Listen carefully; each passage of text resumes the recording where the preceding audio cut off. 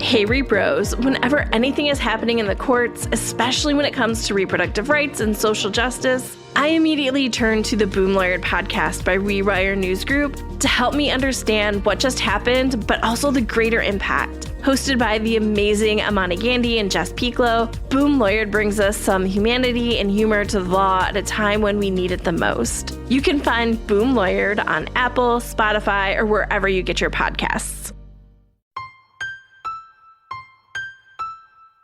Welcome to rePROs Fight Back, a podcast on all things related to sexual and reproductive health rights and justice.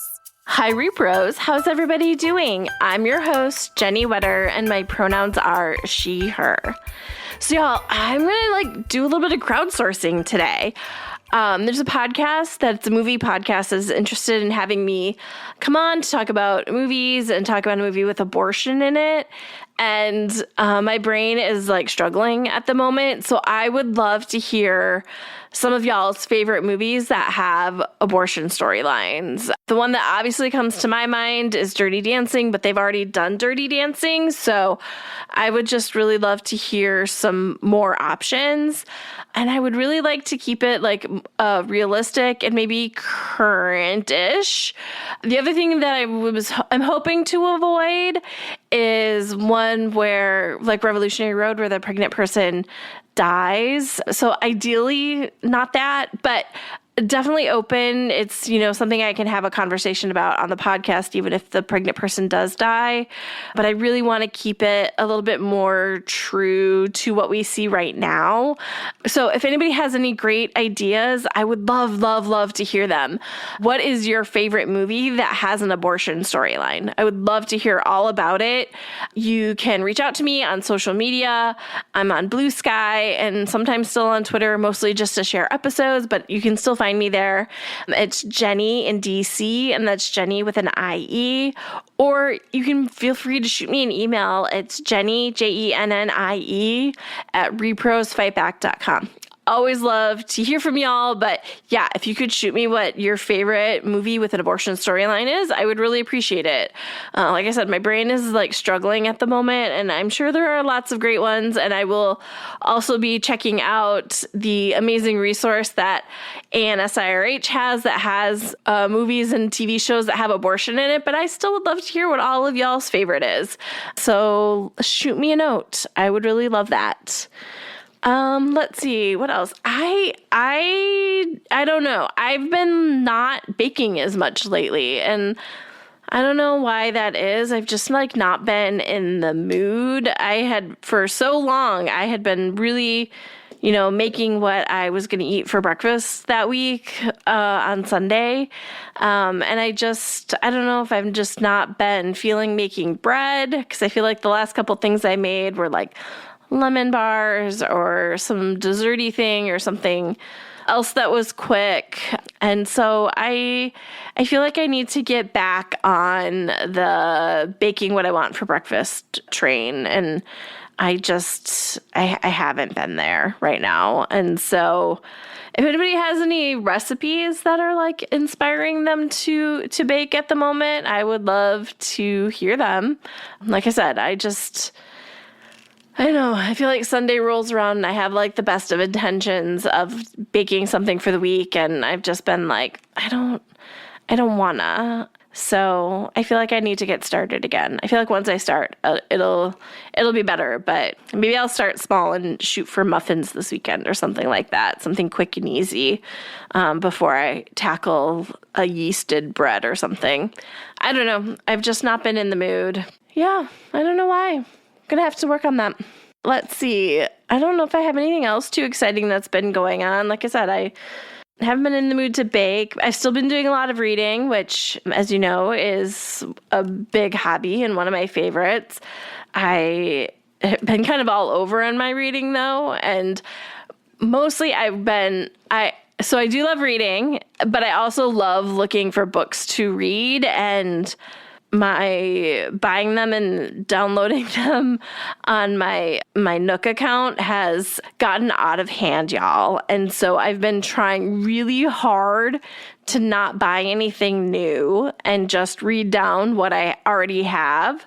And I've been doing pretty good about it. I think I bought some new stuff for the trip I took, but that was a while ago. But I had bought them like way in advance of the trip. So I'm really, my goal is to like really read down what I have on my e-reader at the moment. And it's hard because I keep seeing books I want to read. So my wish list is getting really long again. And what always happens is I then break and buy a bunch of books, and then my like reading down the list is like shot to hell because I buy more than I had read. I need to not do that. So that is my goal for the summer. No new books.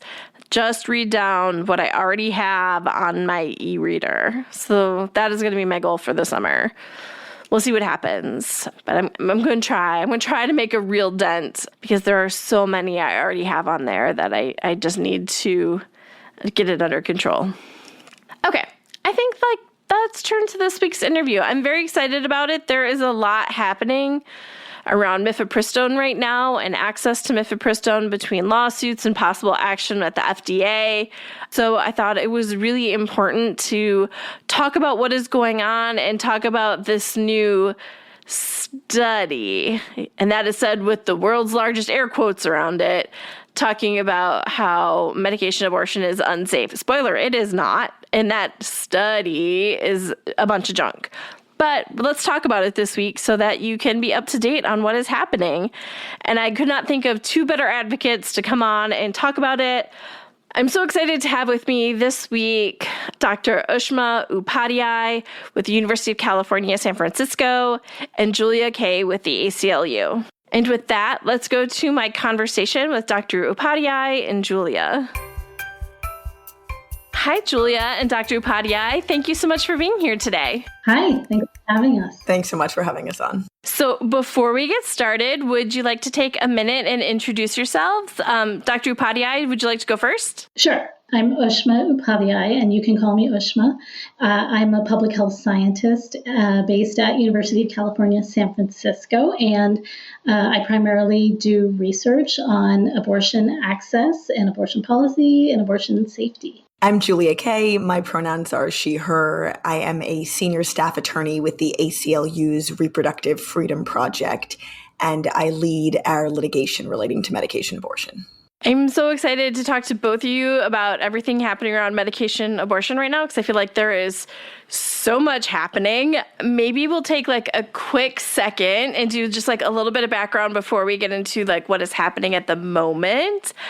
Ushma, do you want to talk a little bit about, we're going to talk about Mifepristone a lot, so maybe just like take a quick second and make sure everybody's on the same page of what we're talking about when we talk about Mifepristone. Sure. Mifepristone is the first of the two medications that a person will take during a medication abortion. Sometimes it's called the abortion pill, which is kind of a misnomer because there's multiple pills, but it's fine to call it the abortion pill. Mifepristone actually stops a pregnancy from growing, and then misoprostol, which is taken about 24 to 48 hours after the mifepristone, causes uterine contractions and causes the uterus to empty. Awesome. I always just love to make sure everybody's on the same page when we get started. Julia, there has been a lawsuit going around, and I feel like people have probably heard about it, especially because the administration took action recently that got reported all over the place in ways that I think, if you're not like steeped in this stuff like we are, could have been confusing. So maybe we'll talk a little bit about the legal challenges we've seen. Yeah, I think that it does make sense to start with the attacks on medication abortion moving through the courts. So your listeners may recall a case called Alliance for Hippocratic Medicine v. FDA. And this was a lawsuit that a group of anti-abortion organizations and doctors brought shortly after the Dobbs decision overruling Roe v. Wade. And they filed it in Amarillo, Texas, where they could guarantee that it would be heard by a particular federal judge with a record of hostility on abortion. these anti-abortion groups and doctors asked the court to undo virtually every single regulatory decision the FDA had made relating to Mifepristone, going all the way back to the FDA's original approval of Mifepristone in 2000. And the Texas judge, as they had hoped and expected, rubber stamped all of their requests. The case ultimately went up to the U.S. Supreme Court, and last June of 2024, the Supreme Court held that these anti-abortion organizations and groups did not have legal standing to challenge the FDA's Mifepristone regulations. And that is because these plaintiffs did not use Mifepristone themselves, they did not prescribe Mifepristone, and they had absolutely no connection to the FDA's regulation of Mifepristone other than their desire to see all abortion banned everywhere. So the Supreme Court kicked the case on that standing question, but the extremist anti-abortion attorneys general of 3 states were not to be deterred from their quest to restrict abortion access nationwide. And so they basically picked up the baton. And now we have the states of Missouri, Kansas, and Idaho attempting to revive this litigation. And specifically, they want to continue these attacks on medication abortion in the courtroom of this same Texas judge who previously ruled to take Mifepristone off the market nationwide. So this case is now called Missouri v. FDA, but it is taking place in Amarillo, Texas. So shortly before Donald Trump's inauguration, the Biden administration's Department of Justice filed something called a motion to dismiss. And in that motion, they raised a range of procedural and technical defects with the case. And now this is a pretty standard thing for defendants in litigation to file. This is your first opportunity as a defendant to try to make a case go away. But the procedural defects in Missouri's case are hit you over the head obvious. For one thing, it is preposterous that Missouri, Kansas, and Idaho should be able to sue the federal government in Texas, where they have no connection, just because they want to guarantee that the case is heard by a judge with a record of hostility on abortion. On top of that, the states lack legal standing for the same reasons that the original plaintiffs in this case lacked legal standing. They are past the statute of limitations for some of the challenges they are bringing to the FDA's regulatory updates in 2016. And the bottom line is they are trying to revive a case that the U.S. Supreme Court held was defective from the start. This case, it is as though it never existed because the Supreme Court said that the original plaintiffs never had a right to sort of walk through the courthouse doors in the first instance. So it is just glaringly obvious that Missouri and co. should not be able to try to piggyback on this defective case in order to stay in court in Texas. So that's what the Biden Department of Justice argued before they left office. Then in March, it was time for the Trump Department of Justice to weigh in for the first time. And many folks were watching to see, would the Trump administration change course? Ultimately, the Trump Department of Justice continued to make the same technical arguments on this motion to dismiss that the Biden Department of Justice had.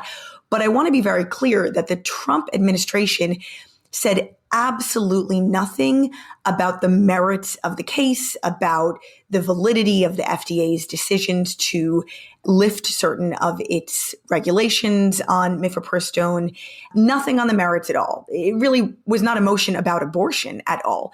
They were just raising these preliminary technical questions.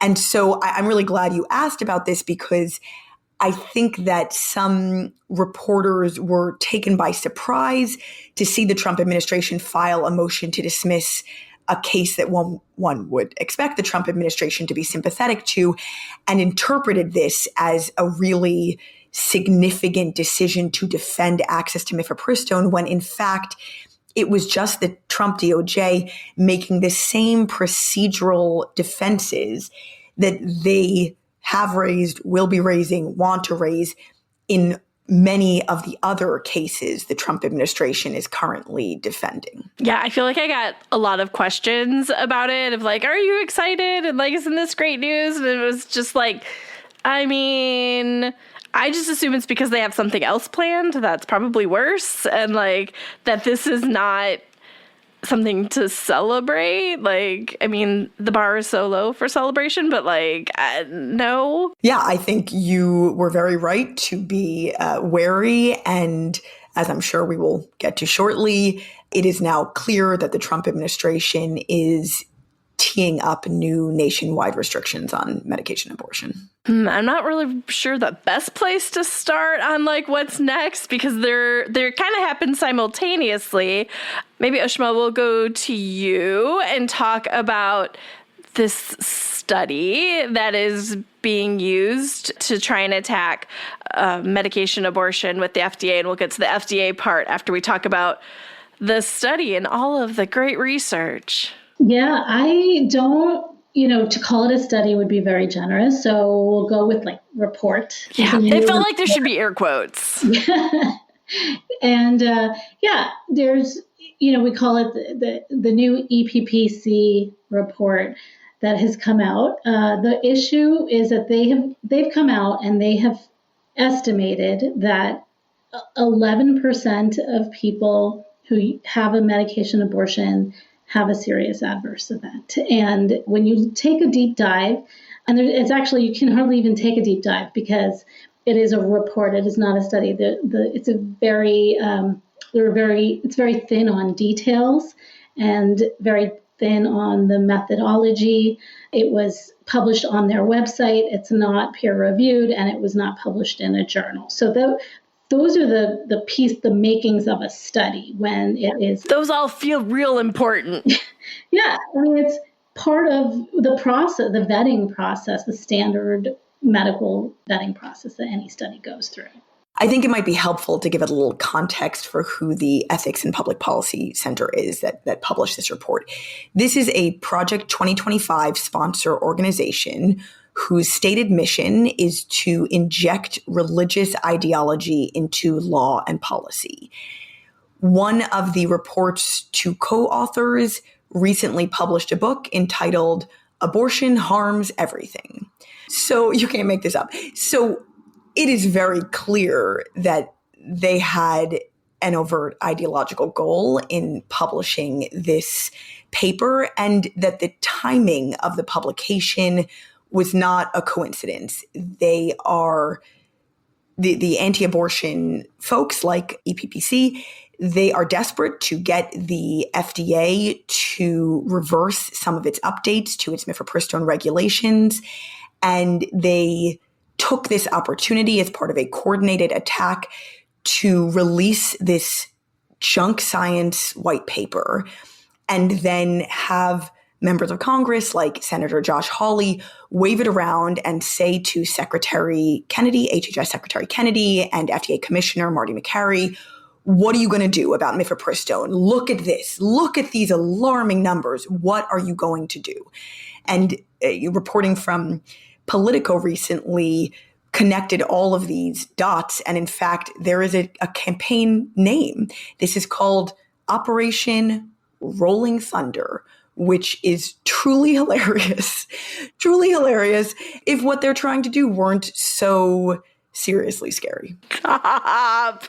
Yeah, it uses a lot of the same methods that another paper authored by Studnicki from the Lozier Institute used in a previous paper, which was retracted. And so that is why I think that they chose not to publish it in a peer-reviewed journal, because it would certainly, if it got through a peer review process, it would certainly get retracted as well.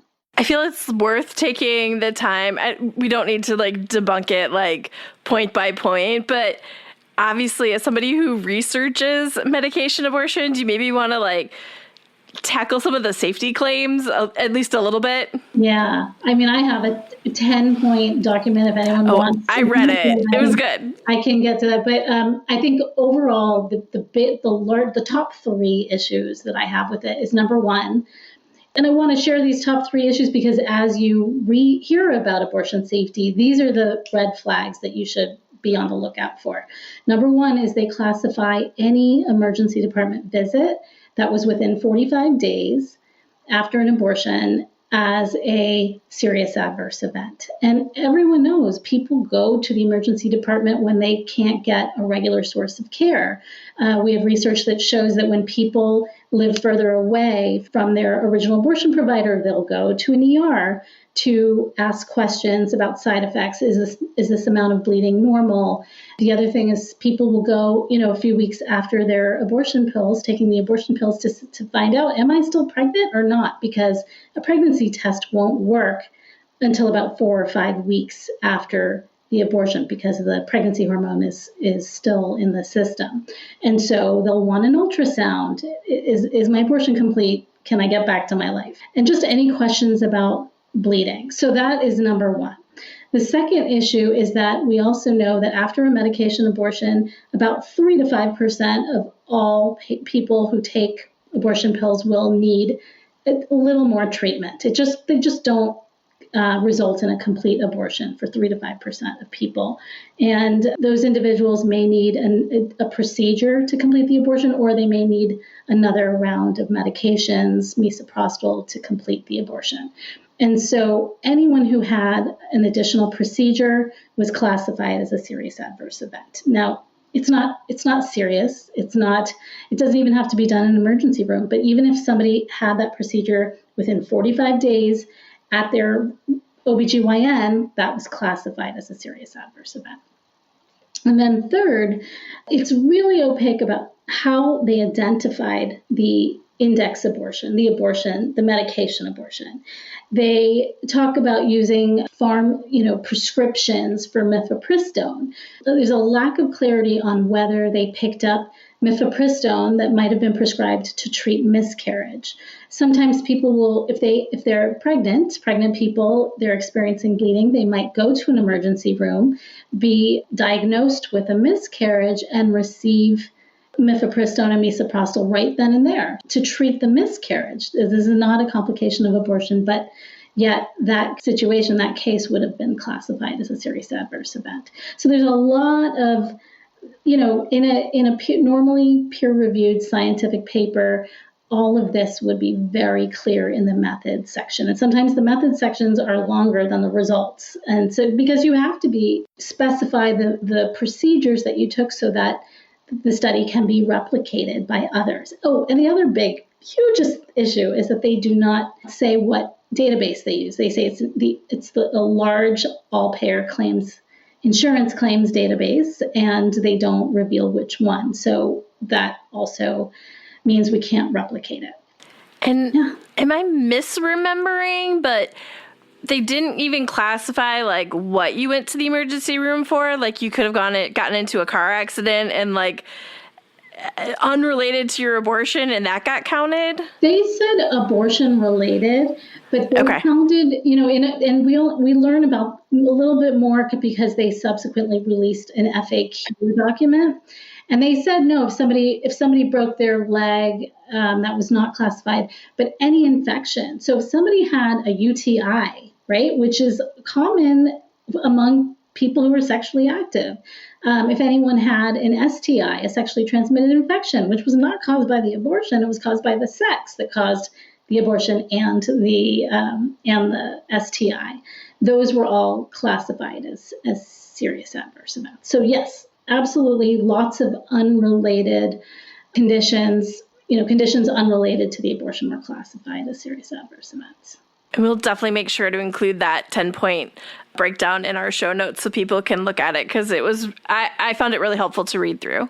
The other thing that jumped out at me from a policy perspective is that the report starts with a series of policy changes that FDA allegedly should make based on the paper's findings.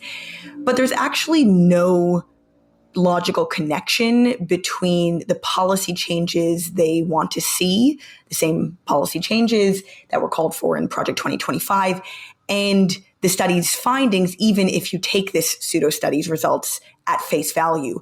So, for instance, they argue that their report is a basis for reinstating the FDA's former requirement that mifepristone be dispensed only on site at a hospital, clinic, or medical office. And they call on the FDA to block the use of telemedicine for medication abortion, to prevent patients from filling their prescription by mail or at a local pharmacy. But the paper says absolutely nothing about how mifepristone was dispensed in the cases where they claim to have identified serious adverse events. It just provides no information at all on whether those patients obtained care in person or through telemedicine, whether the medication was dispensed by mail or at a clinic on site or at a pharmacy. And yet somehow they take their nonsense propaganda findings as a basis for this wish list of policy changes that have nothing to do with even the complications they claim to have found. I'll add to that. The study was from 2017 to 2023.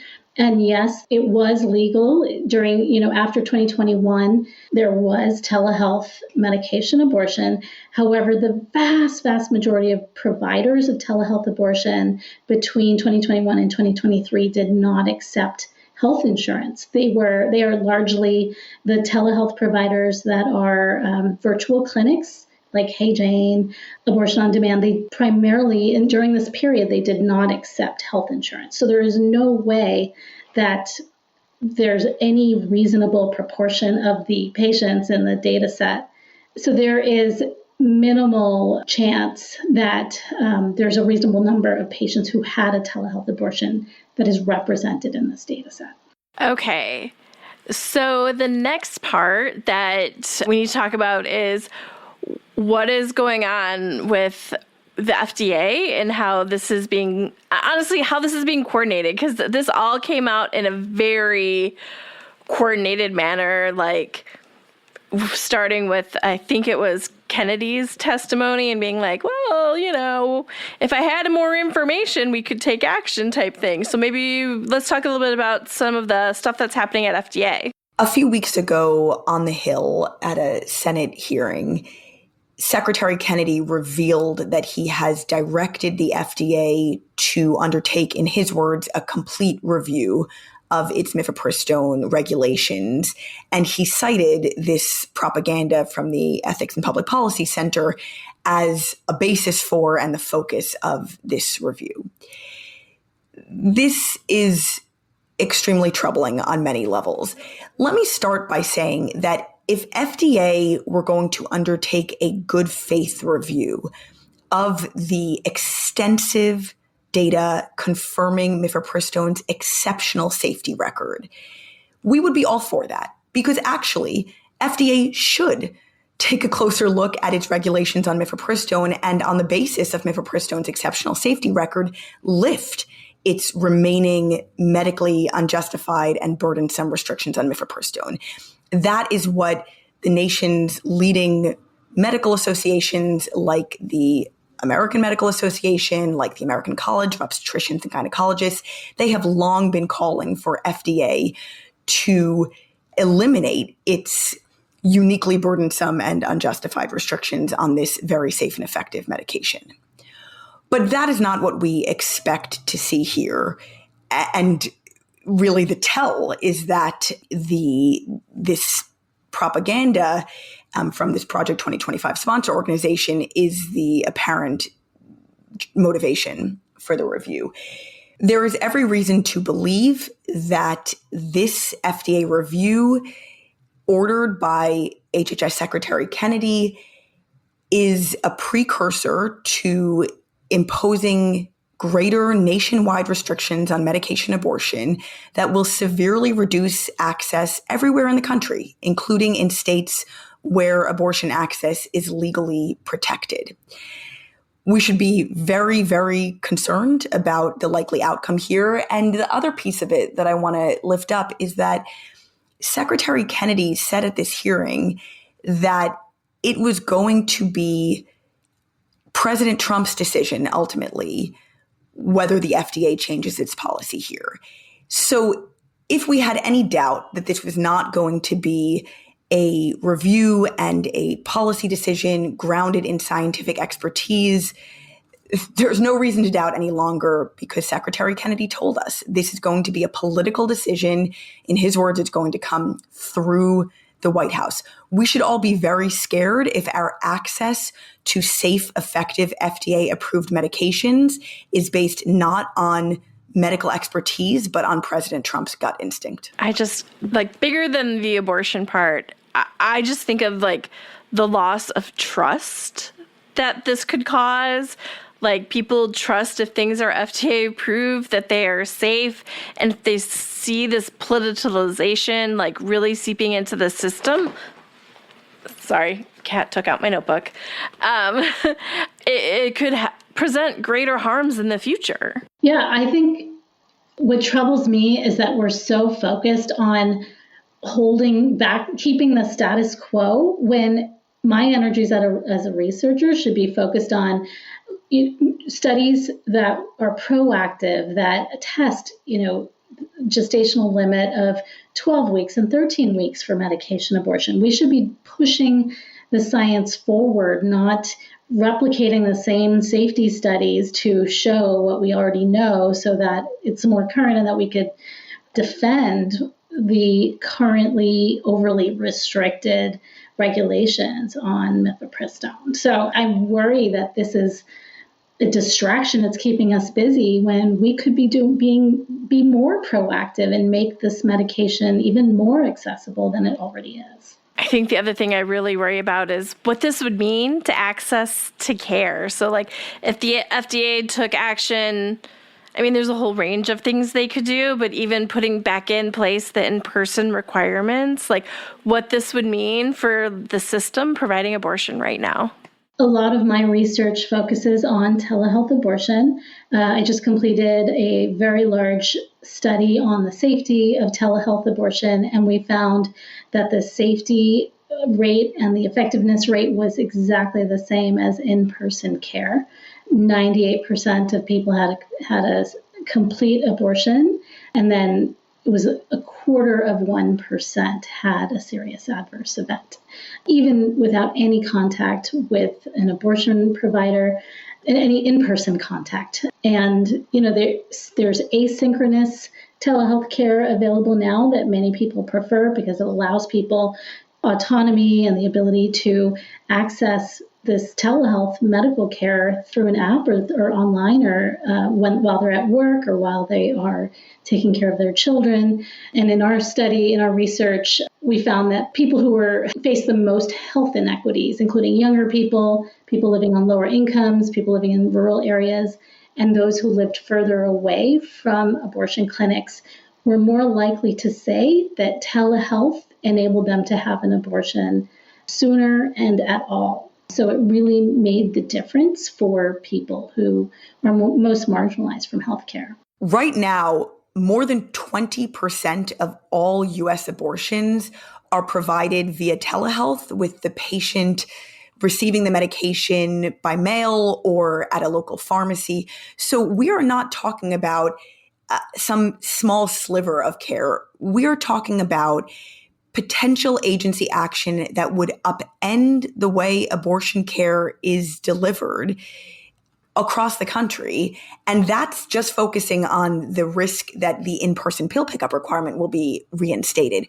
We do not know if the FDA is going to restrict which qualified healthcare professionals are permitted to prescribe this medication, whether they are going to withdraw approval for the generic version of Mifepristone that comprises 2/3 of the market, withdraw approval for Mifepristone altogether. At this point, it seems like everything could be on the table. And so the threat here is very grave. Okay, so I don't like to end with just here's what's happening and things are bad. Let's do a little bit of what can our audience do? How can they get involved in the fight for some of this stuff? Well, telehealth is really expanding access right now, as I mentioned previously. One thing we didn't talk about are shield laws. that are in several states across the country that reduce legal risks for providers who offer telehealth abortion for people living in states with abortion bans. These have been critical to expanding access, to enabling people to get abortion care, and really it has been a lifesaver for so many people. And so these providers, oftentimes people don't have the ability to pay for these abortion pills, as well as people who are traveling very long distances to obtain in-person care. So I think the number one thing that people could do is support their local abortion funds, support abortion funds that help people living in banned states get connected to care. So that is one thing. Yeah, absolutely echo that supporting abortion funds is a critical way for folks to get involved. Specifically on the question of the FDA's review and this threat of new nationwide restrictions on medication abortion, the FDA's decision here should be based purely on science, on the mountain of safety data that we have on Mifepristone over 25 years. But it appears that it is instead going to be based on politics. So I think this is a moment to make sure that your political representatives know where you stand on abortion access. That includes your members of Congress, President Trump. We need to be loud about how important it is to protect access to medication abortion. We should be calling our members of Congress and demanding that they do what they can to protect medication abortion access, to protect telehealth access in particular, to hold the FDA accountable, and make sure that the FDA is following the science. And I want to just, again, state what the FDA should be doing here is lifting medically unnecessary restrictions on this very safe and effective medication, not imposing greater barriers to care. The other thing I would encourage your listeners to do is sign up for the ACLU's volunteer network, which is called People Power. If you just Google ACLU and People Power, you will find a website there. And that is how we will connect you with opportunities to make your voice heard to agencies like HHS and FDA, to members of Congress.